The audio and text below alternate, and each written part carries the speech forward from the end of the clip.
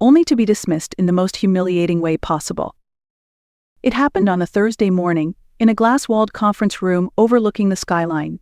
I had just wrapped up our Q2 presentation. The final slide showed a bright, celebratory banner, 50 million in revenue, a new milestone. The team applauded lightly. I smiled, but I was already tired, not from the work but from the silence that had been creeping in lately, like smoke through a closed door. Then Ethan Ward stood up, the new CEO, the man who'd joined just 3 months ago with his polished cufflinks and investor buzzwords. He walked slowly to the front of the room, adjusting his tie like a man preparing for theater. "Before we wrap," he said, his voice smooth, too rehearsed, "I have one more announcement." I felt it before I heard it. My hand hovered over the trackpad. My name was still on the screen. "As of today," Ethan continued, "Madeline will be stepping down as Chief Operating Officer." There was no gasp, no outcry, just a strange, heavy silence. A few people shifted uncomfortably. Others avoided my eyes. "Her contributions have been meaningful," Ethan went on, "but as we move into a new phase of accelerated scalability, we need more agile execution and less strategic caution." And then, as if to twist the knife, he added with a smirk, "Just last week, Madeline mentioned we should hire slowly and invest in onboarding. That kind of patience has its place, but not here, not now." I stared at him, feeling the ground shift under my feet. This wasn't a surprise. Not really, but hearing it spoken aloud so cleanly, so casually was like being cut by paper you never saw coming. "I appreciate the clarity," I said. No theatrics, no tears. I gathered my notebook and stepped aside as Ethan launched into his new phase slide operational rebirth or whatever meaningless name they'd chosen to make it sound like progress. I walked out with my back straight, my steps calm, and not because I wasn't angry. Not because I wasn't hurt, but because I knew something Ethan didn't. He thought he'd just eliminated the last obstacle to his vision. But what he didn't know, what no one in that room knew, was that I had already started writing my next chapter. And it began long before this meeting ever happened. 6 years ago, Viren Systems wasn't even a name anyone recognized. Back then, it was just 5 of us sharing one long table in a co-working space with flickering lights and an unreliable coffee machine. There was no funding, no structure, and no real roadmap. Just ideas, spreadsheets, and a kind of gritty determination you only find in people with nothing to lose. I was the one who designed the original operations playbook. I outlined every hiring protocol, customer onboarding step, and supplier contact process from scratch. When our first product launch crashed because of a last-minute bug, I stayed up 3 nights in a row coordinating patch deployment across 3 time zones. Not because it was my job, because there was no one else who knew how to do it. I didn't build Viren for recognition. I built it because I believed in what we were doing. Over time, we grew. I hired every single member of the original operations and logistics team myself. I interviewed them, trained them, stayed late to coach them through the transition from startup chaos to structured growth. I kept the wheels turning while the others chased funding and press. And when our founding CEO, Leonard Pace, was diagnosed with a heart condition and had to step down, I didn't ask questions, I just stepped up. Not for the title, for the team. There were weeks I lived out of my suitcase, hopping between client sites and vendor meetings to keep deliveries on track. I missed birthdays, I lost relationships.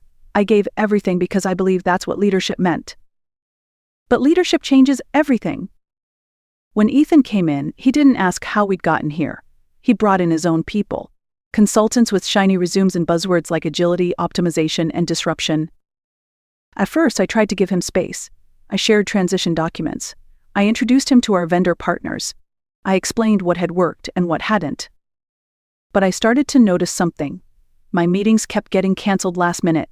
The executive planning sessions I had attended for years were suddenly rescheduled without me. New protocols were introduced without discussion. The message was subtle but unmistakable. I was no longer part of the future. They were rewriting the story and I was being edited out. You'd think after all those years, all those nights alone with a laptop and black coffee, someone would have said, "She's the reason we're here." But no one did. And the truth is, I wasn't surprised. I've seen how people treat quiet work, the kind that isn't flashy, that doesn't make headlines, the kind that holds everything together but is too often taken for granted. People forget the scaffolding once the building is finished. And in that silence, I realized something important. I couldn't stop them from cutting me out, but I could decide how I responded. I could choose not to scream or beg or fight for a seat at a table where I was no longer welcome. Instead, I could build my own table. And when they finally noticed what was missing, it would be too late. The signs were small, at first easy to overlook if you weren't paying attention. Weekly ops meetings started disappearing from my calendar. I'd ask the executive assistant, and she'd give me a strained smile. "Oh, I think that's just for product and finance leads now. Strategy sessions I used to lead were now being streamlined," whatever that meant. And when I spoke up in all hands calls, Ethan would politely redirect, like I'd wandered into the wrong room. He never said it directly. That was the genius of it. He knew how to smile while closing doors behind your back. Then came the documents. Plans I'd written, guidelines I'd crafted, revised, overridden, sometimes presented as if they'd been created from scratch. I'd see phrases I wrote copied and pasted into new decks with someone else's name at the bottom. One afternoon, I walked past the break room and caught a few newer team members huddled around a laptop, reviewing an onboarding manual. One of them turned to the other and said, "Whoever built this really had their act together." They didn't know it was mine. The erusher wasn't loud, it was quiet, efficient, corporate. And then came the moment that changed everything. I was walking past the open door of Ethan's office when I heard his assistant on speakerphone. "Lunch with Bluecore's director confirmed for Thursday," she said. "And yes, I let them know that the new leadership is looking to streamline contracts. We'll be handling things going forward." My heart stopped. Bluecore Systems was our most critical vendor. They provided the software backbone for our logistics and warehousing tools I'd personally chosen and integrated over 5 years of relationship building and negotiation. They didn't just support us, they adapted with us. And now Ethan was trying to cut me out of that too. His voice came through the speaker, casual, confident. "The idea is to phase Madeleine out quietly," he said. "It'll make the transition smoother." That line. Not fire, not confront, just phase out. Like I was a policy, or a leftover feature on a deprecated app. I stood there in the hallway, invisible, listening to my own legacy be discussed like a technicality. But I didn't walk in and confront him. I didn't storm out or make a scene. I went back to my office, shut the door, and opened my second laptop, the one not connected to the company network. Because what Ethan didn't know was that I'd already been watching Bluecore's quarterly filings. And what I knew, that he didn't, was that Bluecore was looking for a buyer. He was planning my erasure. But I was already writing the prologue to something he couldn't even see. And it started that day with a phone call to someone I hadn't spoken to in 10 years. I made the call that evening. The name on my phone was Morgan Lee, a classmate from my MBA program, now a managing partner at a private equity firm in Boston. We hadn't spoken since graduation, but I knew Morgan's specialty, discrete acquisitions, especially in the tech supply chain space. When she picked up, she sounded surprised. "Madeline Grant. Wow, it's been a while." "I have a proposition," I said, skipping the small talk, "and a vendor on the edge of collapse." That's how it started. Over the next few days, I quietly assembled the pieces, a shell company registered under the name Everwin Partners, with a Boston address and no visible ties to me. Morgan and her team provided the capital and the legal infrastructure. I provided the intel, every quarterly report, vendor contract, and strategic dependency Bluecore had with Viren Systems. It wasn't illegal. I was still an employee, yes, but I wasn't breaching any contracts. Everything I gathered was public or pulled from my own records. And more importantly, I never used my company access.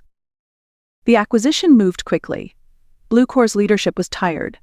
Their margins were shrinking. They were sitting on proprietary architecture that no one else valued except me. We closed the deal in 3 weeks. Everwin Partners became the sole owner of Bluecore Systems. Not a press release, not a whisper. Total silence. The moment the papers were signed, I created a new chain of command within Bluecore. All vendor communications would now go through Everwin's leadership team, specifically through me. By the time Ethan reached out to streamline the contract, Bluecore's CEO politely informed him that any further discussions should be directed to Everwin's client strategy officer. He didn't realize who that was. That was the beauty of it. Ethan thought he was building a future without me. But I was busy acquiring the foundation he didn't even know he was standing on. I still remember the moment it all clicked. A week before my termination, I was sitting in a team meeting when Ethan mentioned how critical Bluecore's integration would be to our next product phase, the new AI-powered distribution engine he had staked his CEO credibility on. "We're building OpsGrid 2.0, he said, leaning forward. "Fully automated. Zero-lag forecasting. It's the future of fulfillment, and Bluecore's the core." I almost laughed. Because the one system he couldn't function without, the one vendor his entire rollout depended on, was now reporting to me. Still, I didn't rush. I let the pieces fall into place, quietly. I trained Bluecore's new staff on the legal boundaries. I updated internal firewalls, rerouted contract access, and restructured the license model. Slowly, carefully, like tightening a knot with silk thread. And all the while, at Vera and Ethan smiled, planned, postured, completely unaware. I was still in the building, still attending meetings, still getting emails, while the infrastructure he was relying on was shifting beneath his feet. I didn't need revenge in the form of fireworks or public chaos. I wanted control. And now I had it. He thought he had pushed me out of the equation. But I had become the variable he never accounted for. And soon, everyone would see what happens when you try to erase the person holding the blueprint. The day Ethan announced my termination, he looked like a man who had just won. He stood there at the front of the conference room, his arms open like he was blessing the future. Everyone clapped awkwardly. A few exchanged glances. No one said anything. And I didn't fight it. I simply gathered my things, my notebook, the brass pen my team gave me last Christmas, a photo of my niece tucked in my drawer, and walked out. Calm, quiet, almost casual. Back in my office, I closed the door and sat down at my desk one last time. Then I smiled. They had no idea. The next morning, I got an email from HR titled Transition Checklist. It was polite, cold, efficient. They requested deliverables, knowledge transfer, and a clean handoff by 5 p.m. I responded, "I'll ensure all documentation is provided." I kept my word. Every document I handed over was polished, accurate, but just incomplete enough to leave them dependent on vendor coordination. And that vendor, of course, was now under my full control. That same afternoon, I received a call from Michelle, my legal advisor. "They've started sniffing," she said. "A junior manager at Viren called Bluecore asking about the new delivery schedule." "And?" I asked. We responded formally. Confirmed the acquisition. Informed them that all future correspondence would go through Everwin Partners. There was a pause. Then she chuckled. "They're confused. They don't know who Everwin is. Yet..." I leaned back in my chair. "They will." By Friday evening, Claire, a colleague I still trusted, texted me from inside the company. Something had shifted. "Ethan was smug all morning," she wrote. "But around 3 p.m. he looked rattled. He locked himself in his office after a call. We think it was Bluecore." I didn't reply right away. Let silence do the talking. Saturday morning, another email popped up in my inbox, this time from Trevor Hartman, Viren's procurement director. Subject: contract clarification. "Hi Madeline, I hope you're well. I know things ended a bit abruptly. I was hoping we could have a quick chat about the Bluecore contract. There seems to be some confusion, and I think you're the only one who can clarify a few things." I didn't respond. Instead, Michelle sent an official letter from Everwin Partners, clarifying the change in vendor ownership and directing all communications to our client relations team. That afternoon, my phone buzzed again. Unknown number. Voicemail. I let it go to recording. When I played it back later, Ethan's voice came through. "Madeline, I think we need to talk. Whatever you're doing, it's putting a lot of people at risk. People who supported you. Just think about that, okay? You were better than this." I shook my head. The man who fired me publicly, who erased my work and replaced my role like a broken stapler, was now lecturing me about loyalty. He wasn't worried about the people. He was worried about exposure. And I hadn't even begun to show my hand. Come Monday morning, he would finally understand what it meant to build something from the ground up and what it cost to burn the wrong bridge. Because the fire was just getting started. Monday morning arrived like a storm. I was up early, sipping black coffee by the window of my apartment, watching the city wake up. The box from my old office still sat unopened by the door. I hadn't decided if I'd unpack it or leave it for donation. I didn't need it anymore. At 8:02 a.m., Clara texted me. He just stormed into the all-hands meeting. No explanation. Nobody knows what's going on. He looks like he hasn't slept.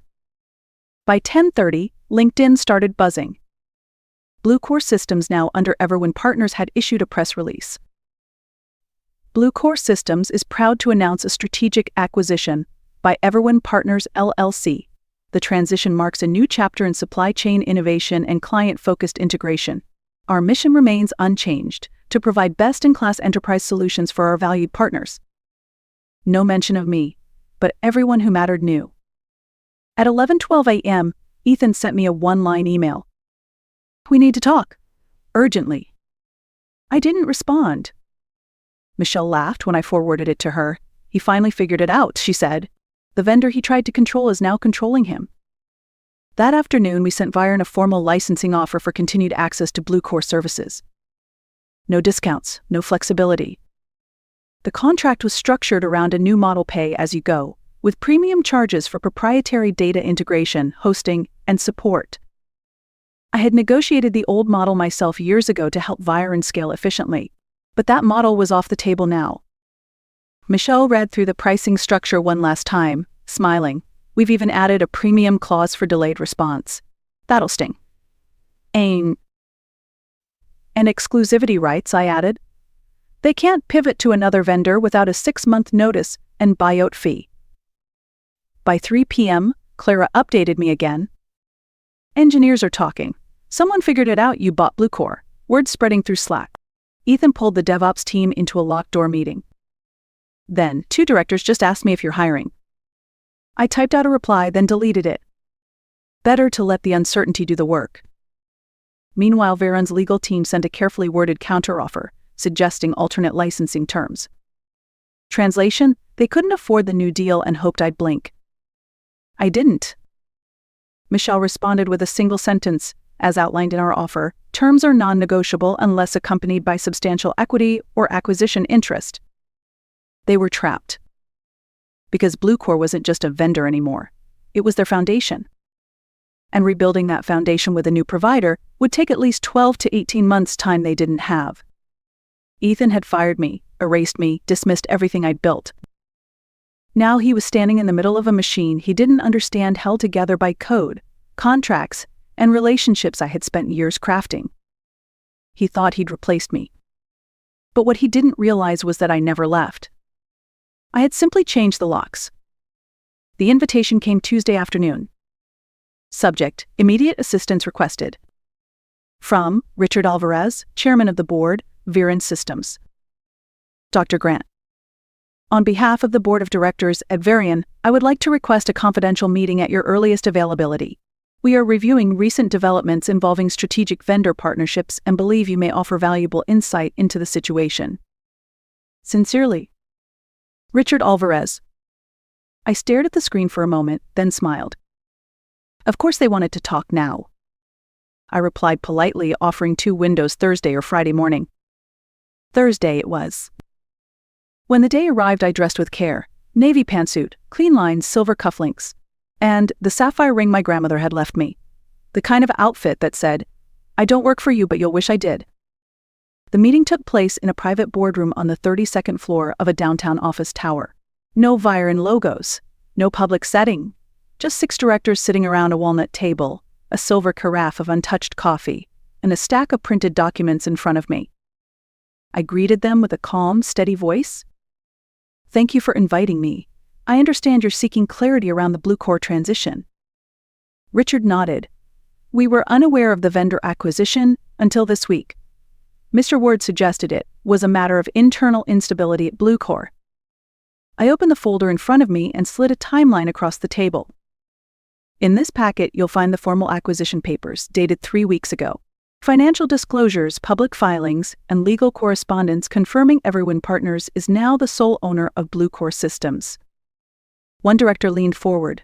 "You acquired the vendor after your departure?" "That's correct," I said. "At the time of acquisition, I was no longer employed by Viren. So there's no legal conflict, only an operational oversight on your leadership's part." Another cleared his throat. "Why didn't Mr. Ward raise this sooner?" "Perhaps," I said slowly, "because he didn't see it coming." Silence settled like dust in the corners of the room. I let it linger. Then I added, sometimes the bottleneck isn't the person slowing things down, it's the one who doesn't know what they're holding back. I watched the realization spread across their faces, the tension, the missteps, the missed warnings. It all landed at once. Richard finally spoke. We appreciate your candor and your discretion. I nodded. Of course, but I'll be honest with you, this isn't personal. This is business. Viren has access to Bluecore's infrastructure under the new terms we've provided. Whether or not you choose to accept them is up to you, but the system you're building can't function without us. I closed the folder, stood up slowly, and buttoned my blazer. As I said, thank you for the invitation. I'll let my team know to expect your response. And then I walked out without apology, without anger. Just calm, complete power. They had underestimated the one person who had once held the whole thing together. Now they were asking her for permission to keep going. Later that afternoon, I returned to everyone's headquarters, my headquarters. Our new strategy lab was nearly finished. Glass walls gleamed under soft lighting. Engineers and analysts moved around whiteboards, scribbling plans for a smarter supply chain, a cleaner model of leadership. I walked past them, not with pride or arrogance, but with something deeper, peace. For the first time in years, I felt like I belonged in the room I walked into. At my desk sat a framed quote, one I had carried from job to job. Be the kind of leader your future self won't have to apologize for. I never needed revenge. What I needed was recognition. Not from them, from myself. Ethan tried to erase me, but I didn't fight him with noise or public outrage. I fought him with preparation, with precision, with quiet power. He played the politics. I built the infrastructure. And now, as they scramble to recover, I'm building something that no one can take from me.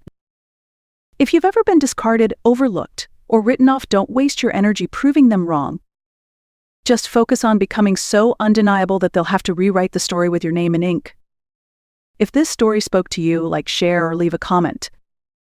Someone